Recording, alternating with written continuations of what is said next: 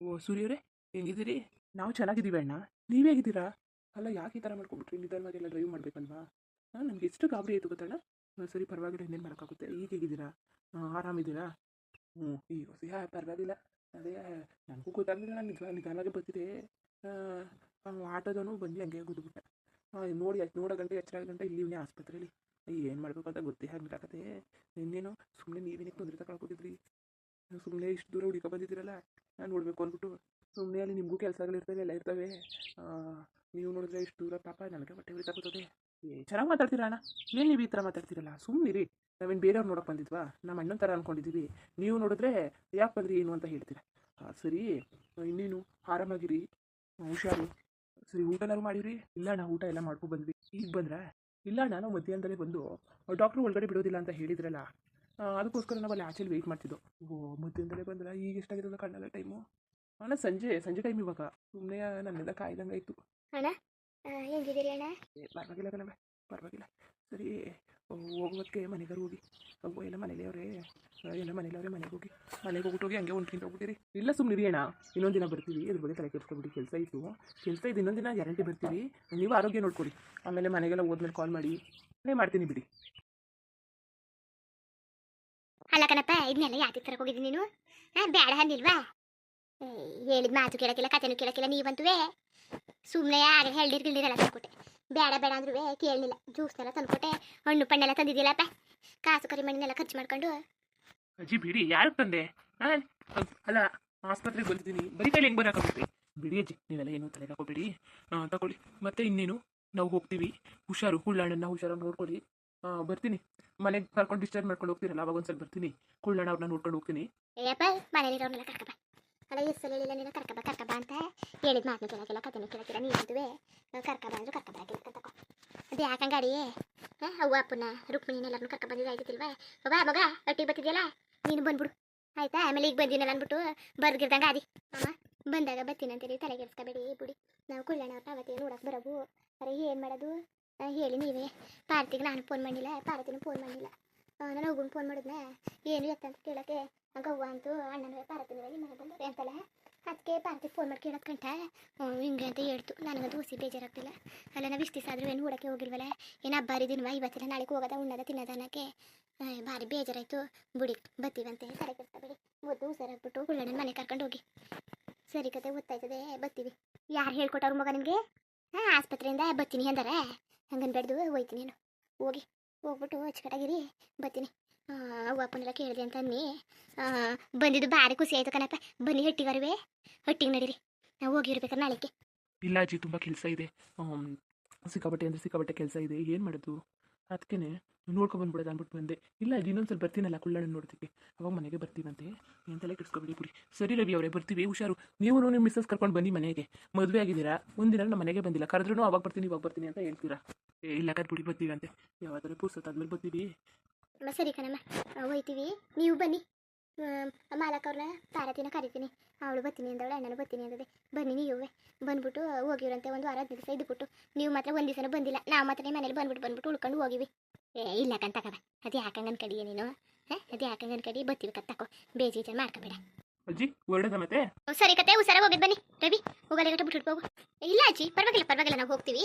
ಪರವಾಗಿಲ್ಲ ಬಿಡಿ ರವಿ ಅವ್ರೆ. ಸಿಕ್ಕಿಲ್ಲ, ನಡೀರಿ. ನನಗೇನು ಕೆಲಸ ಇರೋದು ಈಗ, ನಡೀರಿ. ಆಚೆ ಗಂಟ ಬಿಟ್ಟು ಬರ್ತೀನಂತೆ. ಬನ್ನಿ. ನಿಮ್ಮ ಇಷ್ಟ ಯಾಕೆ ಬೇಡ ಅನ್ನೋದು, ಬನ್ನಿ. ಅಜ್ಜಿ, ನೀವು ಮಿಸ್ ಮಾಡೋ ಹಾಗೆ ಇಲ್ಲ. ನಮ್ಮ ಮನೆಗೆ ಬರಬೇಕು ಆಯ್ತಾ?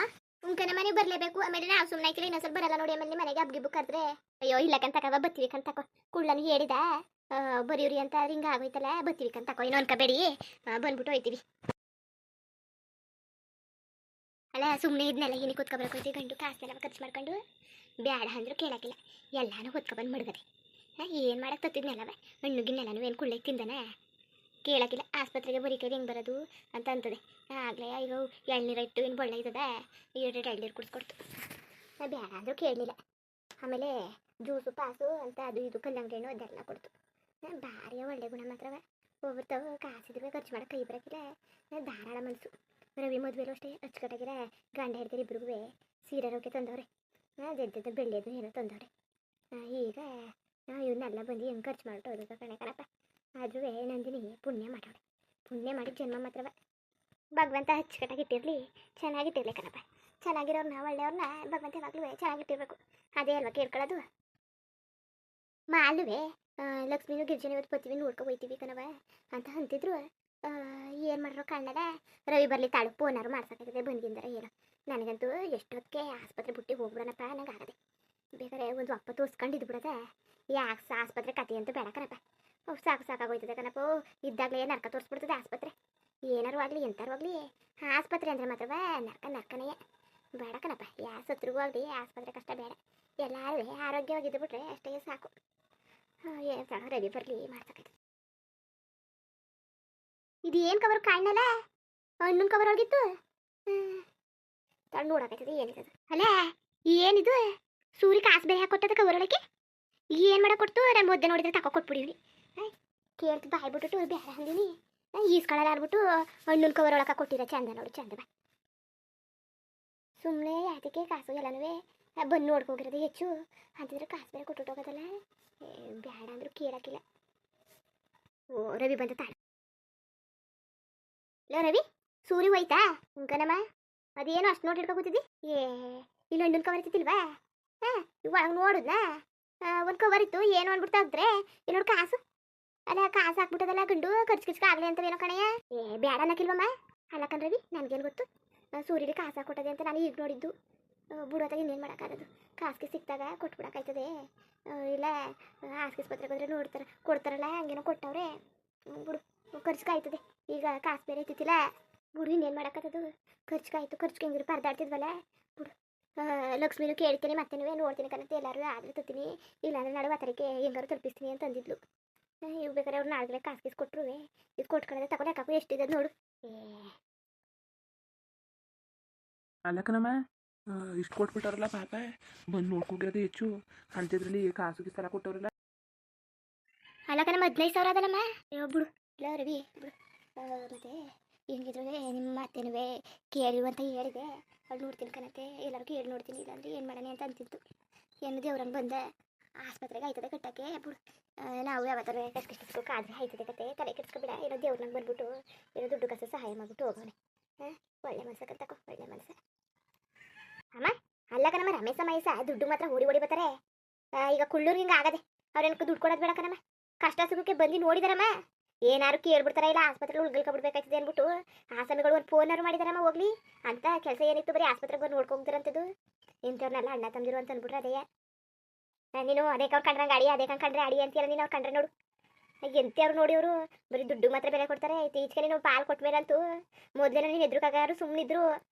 ಈಗಂತೂ ಹೇಳೋರಿಲ್ಲ ಕೇಳೋರಿಲ್ಲ. ಅವ್ರು ಕಷ್ಟಕ್ಕಾಗಲ್ಲ ಅವ್ರು ಸುಖಕ್ಕಾಗಲ್ಲ ಥೂ ಅದೇನಮ್ಮ ಅವರು ಒಂದು ಅಣ್ಣ ತಂದಿರ.